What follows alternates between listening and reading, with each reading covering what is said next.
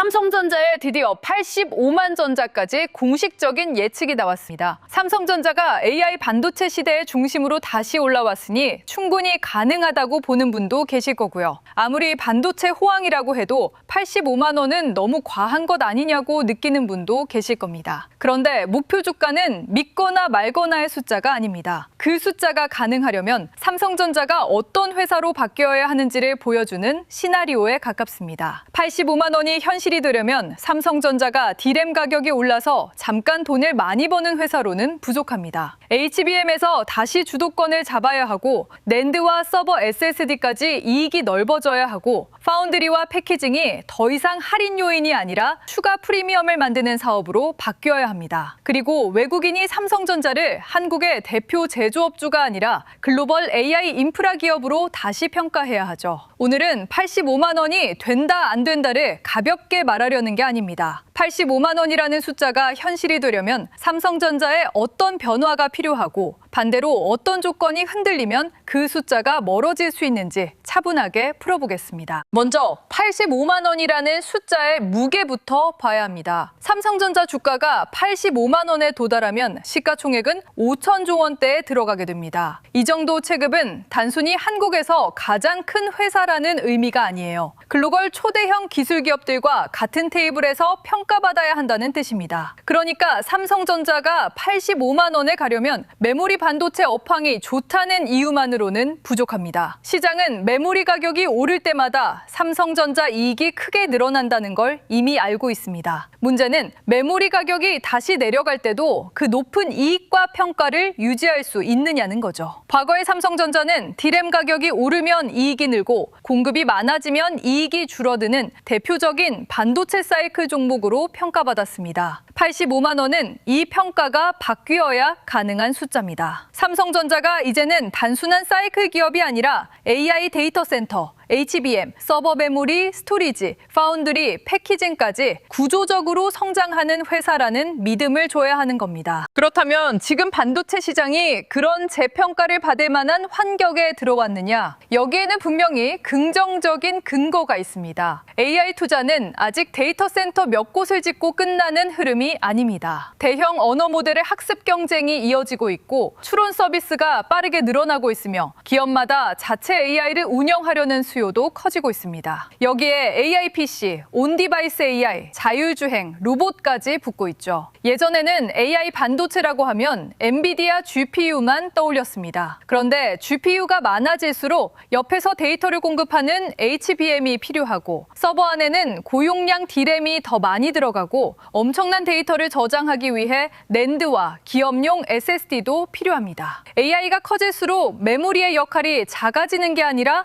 오히려 더 커지는 구조입니다. 이게 이번 반도체 사이클을 과거와 다르게 보는 가장 큰 이유예요. 과거의 메모리 호황은 PC와 스마트폰 판매가 늘어나면서 시작되는 경우가 많았습니다. 이번에는 데이터 센터와 AI 투자가 상단에서 메모리 수요를 끌어올리고 있습니다. 수요의 중심이 더 비싸고 더 고성능이고 더 많은 메모리를 요구하는 시장으로 이동한 겁니다. 삼성전자 85만 원 전망에서 가장 화려하게 보이는 카드는 역시 HBM5입니다. 삼성전자는 차세대 HBM5에서 2나노 베이스 다이와 새로운 열관리 기술을 앞세우고 있습니다. AI 칩의 성능이 높아질수록 HBM은 더 많은 데이터를 더 빠르게 처리해야 하고 그만큼 열도 많이 발생합니다. 열을 제대로 빼지 못하면 속도가 떨어지고 동작 안정성이 흔들리고 수율에도 부담이 생깁니다. 쉽게 말하면요. 아무리 강한 엔진을 달아도 냉각이 제대로 되지 않으면 오래 달릴 수 없잖아요. HBM5 시대에는 속도 경쟁만큼이나 열 관리 경쟁이 중요해지는 겁니다. 삼성전자는 메모리와 파운드리, 패키징을 함께 가지고 있기 때문에 베이스 다이와 코어 다이, 열 관리 구조를 한 팀처럼 최적화할 수 있다는 점을 강조하고 있습니다. 이게 제대로 구현된다면 삼성전자는 HBM에서 뒤늦게 따라가는 회사가 아니라 차세대 제품에서 판을 바꿀 수 있는 회사로 평가받을 수 있어요. 하지만 여기서 조심해야 합니다. HBM5는 미래의 시대의 프리미엄입니다. 85만 원에 만드는 현재의 실적은 HBM5 목업이 아니라 HBM4와 HBM4E에서 나와야 합니다. 삼성전자가 최근 HBM4E 샘플을 글로벌 고객사에 보내기 시작한 건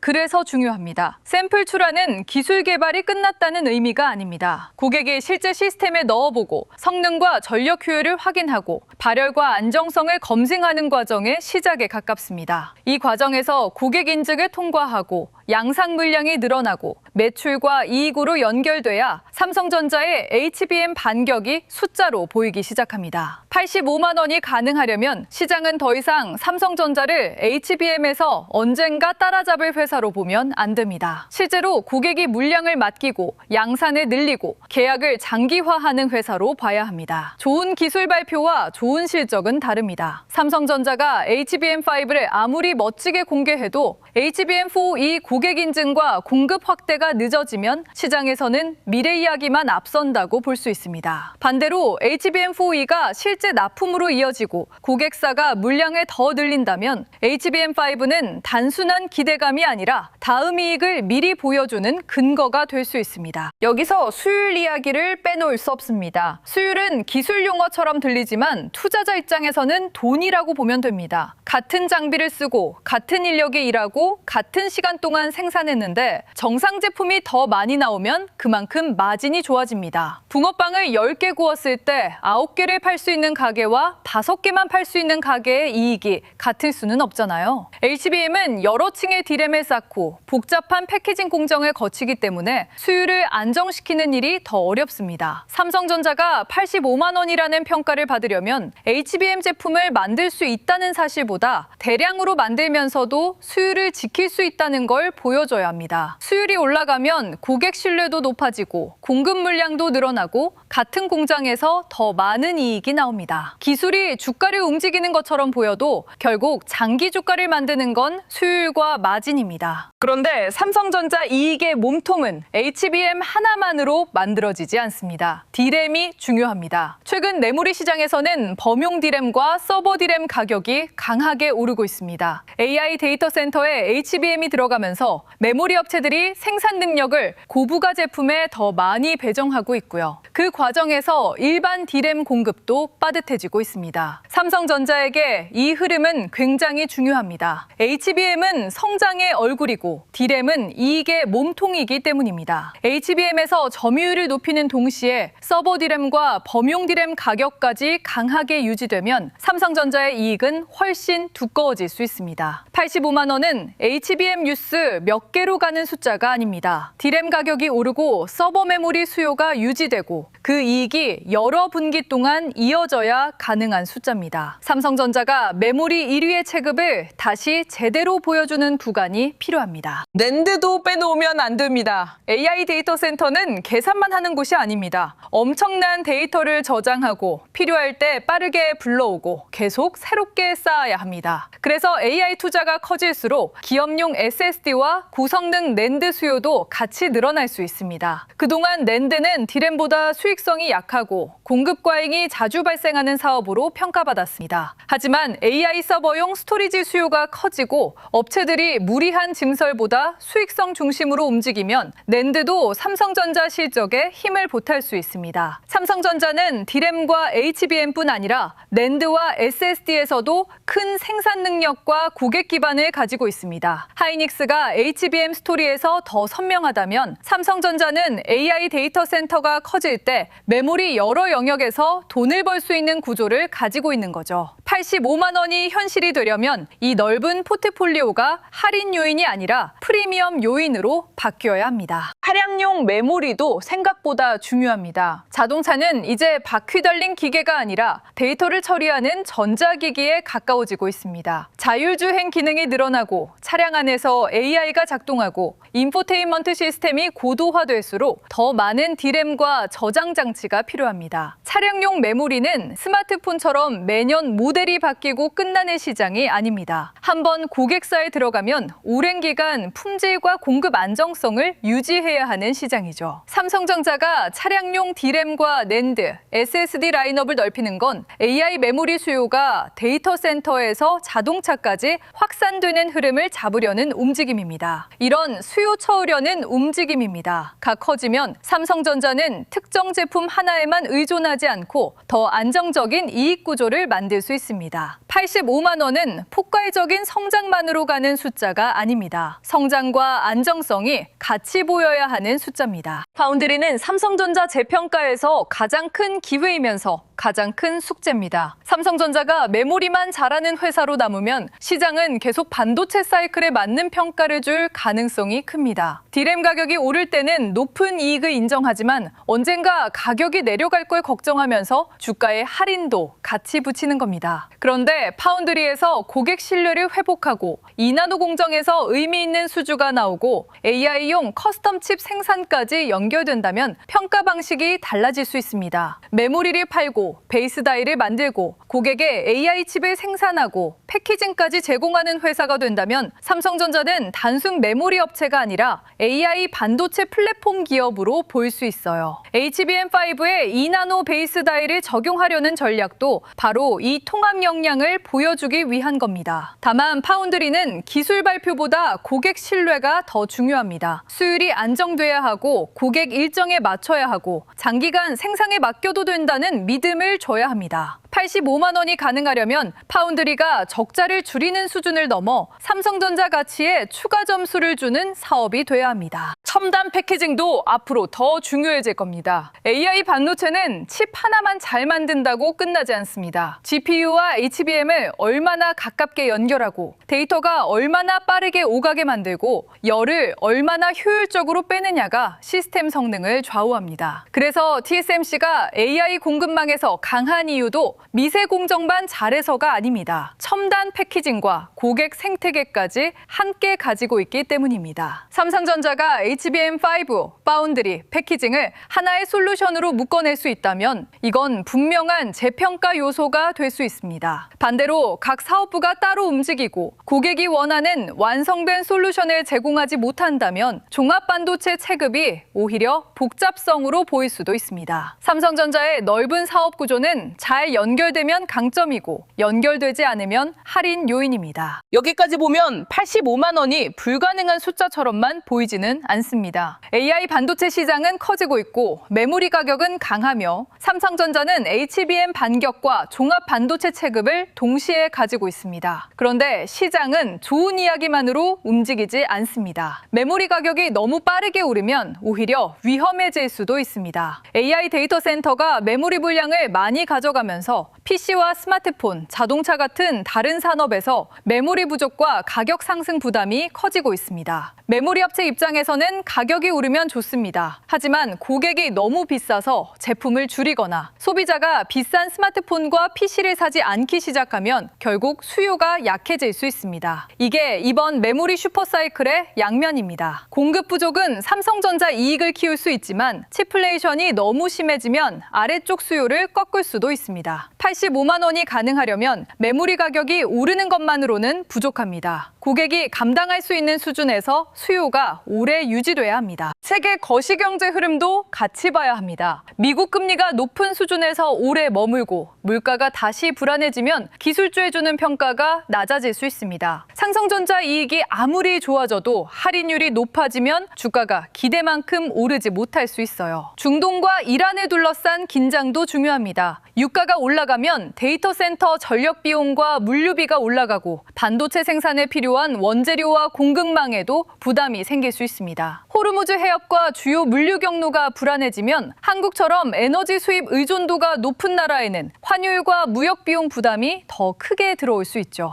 원달러 환율이 불안하면 외국인은 삼성전자 실적이 좋아도 달러 기준 수익률을 걱정하면서 매수를 늦출 수 있습니다. 85만 원은 회사 혼자서 만드는 숫자가 아닙니다. AI 투자, 금리, 유가, 환율, 외국인 자금이 같이 도와줘야 하는 숫자입니다. 중국 메모리 업체들의 추격도 봐야 합니다. 중국이 당장 최첨단 HBM에서 삼성전자와 하이닉스를 대체하기는 어렵습니다. 어렵습니다. HBM은 단순히 D램을 많이 생산한다고 되는 제품이 아니거든요. 수율과 패키징, 고객 인증, 양산 경험이 필요합니다. 하지만 중국 업체들이 범용 D램과 낸드 생산 능력을 빠르게 늘리면 시장 아래쪽 가격을 흔들 수 있습니다. 삼성전자가 HBM에서 돈을 벌더라도 범용 메모리 가격이 중국 공급 때문에 흔들리면 전체 이익에는 부담이 될 수 있어요. 그래서 삼성전자는 중국과 가격으로 싸우는 게 아니라 중국이 쉽게 따라오기 어려울 시장으로 계속 올라가야 합니다. HBM, 서버 D램, 고성능 SSD, 차량용 메모리, 첨단 패키징과 파운드리까지 고부가 제품의 비중을 높여야 합니다. 85만 원은 생산량이 많은 회사가 아니라 가격 결정력이 있는 회사가 받아야 하는 평가입니다. 외국인 수급은 마지막 확인표가 될 겁니다. 국내 투자자들은 삼성전자에 대한 기대가 강합니다. 오랫동안 보유한 군들도 많고 한국 경제와 반도체 산업에 대한 믿음도 있죠. 하지만 외국인은 조금 다르게 봅니다. 엔비디아의 투자 속도는 유지되는지, 미국 금리는 안정적인지, 원화는 더 약해지지 않는지, 삼성전자 HBM 물량이 실제로 늘어나는지, 파운드리 수율이 개선되는지까지 같이 계산합니다. 외국인이 하루 많이 샀다고 재평가가 끝난 건 아닙니다. 고점에서 물량을 나눠 파는지, 조정 구간에서 다시 받아내는지, 기관과 함께 꾸준히 사는지 봐야 합니다. 삼성전자가 85만 원을 향해 가는 진짜 신호는 주가가 하루 급등하는 게 아닙니다. 외국인이 흔들릴 때마다 물량을 모으고 반도체 장비와 소재, 패키징, 전력 인프라까지 돈이 넓게 퍼지는 흐름입니다. 큰 돈은 좋은 뉴스보다 지속 가능한 이익을 따라갑니다. 그럼 85만 원이 가능해지는 조건은 어떤 모습으로 나타날까요?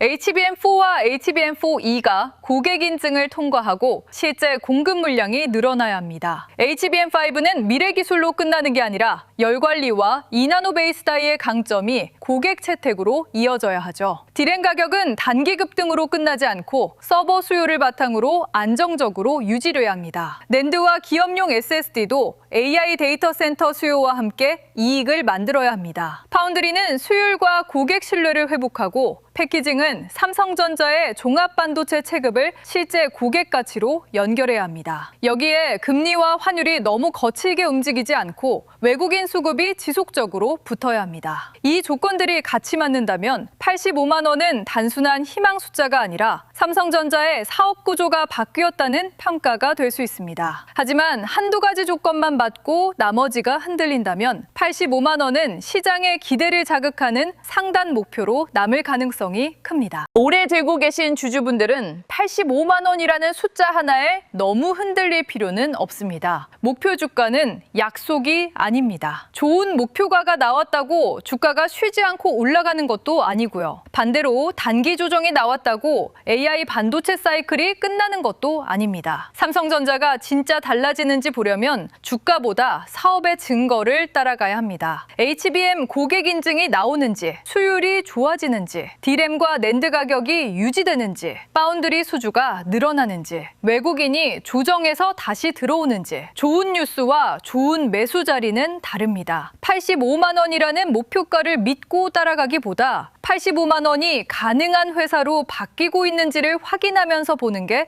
더 중요합니다. 그리고 이런 돈의 흐름을 더 깊게 보고 싶은 분들은 구독과 좋아요 눌러주시고요. 영상 아래 더보기란에 있는 전자책 코스피 8000의 시대를 읽어보시면 됩니다. 삼성전자 한 종목의 목표가만 보는 게 아니라 외국인 자금이 왜 반도체로 들어오고 빠지는지, 삼성전자와 하이닉스에서 소부장과 전력 인프라로 돈이 어떻게 번지는지를 알고 난 다음이면 이 주식시장이 한층 다르게 보이실 겁니다. 전자책은 영상 하단 더보기란의 링크를 통해 무료로 받아보실 수 있습니다. 가능성을 완전히 무시할 숫자는 아닙니다. AI 메모리 슈퍼사이클이 이어지고 삼성전자가 HBM에서 실제 공급을 늘리고 D램과 낸드, 서버 SSD가 함께 이익을 만들고 파운드리와 패키징이 추가 프리미엄으로 바뀐다면 삼성전자의 평가 방식은 달라질 수 있습니다. 하지만 85만 원은 HBM5를 공개했다는 이유만으로 가는 숫자가 아닙니다. 삼성전자가 단순 메모리 사이클 기업에서 글로벌 AI 인프라 기업으로 바뀌었다는 걸 고객과 실적, 수율과 외국인 수급으로 증명해야 하는 숫자입니다. 지금은 목표가에 흥분할 때가 아니라 그 목표가를 가능하게 만드는 증거가 쌓이는지 볼 때입니다. 오늘 영상은 여기서 마치고요. 다음 영상에서는 삼성전자 85만 원 전망에서 가장 중요한 HBM4E 고객 인증과 파운드리 수율이 실제 주가에 어떤 영향을 줄 수 있는지 이어서 살펴보겠습니다.